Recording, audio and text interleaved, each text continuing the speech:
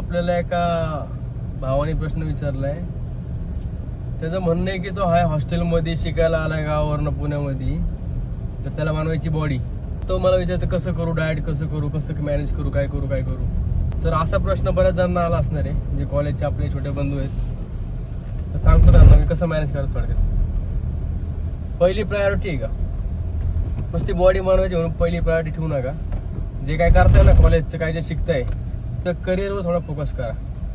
कारण body building म्हणा किंवा मसल बिल्डिंग म्हणा, ह्याला जे खायला लागतो का चारा, तो नाही चारा स्वस्त. ठीक आहे, तुमच्या हेल्थवर जेवढे पैसे लावशील ना तेवढी तुमची भारी बॉडी बनणार आहे. हे खर्चिक काम आहे.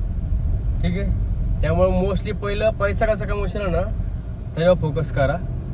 पैसा असेल तर नंतर तुम्ही हळूहळू पैसे लावून बॉडी बनवू शकता.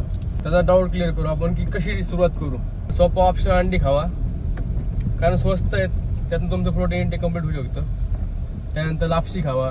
आपले हरभरे बेसिक 10 की हरभऱ्याला स्वस्त आहेत. आपले मूठभर घ्यायचे, रातभर भिजत ठेवायचे, सगळे खायचे. शेंगदाणे भावांनो, जी गावाकडची पोरं घरी गेलं ना भावांनो, शेंगदाणे बिंगदाणे घेऊन या गावाकडनं. हरभरे, शेंगदाणे काय असेल ते, मूग म्हणा किंवा ते मटकी नसते आपली, ती रातभर भिजत ठेवायची, सकाळी खायची. असे इझी ऑप्शन आहेत. दूध पिऊ शकता.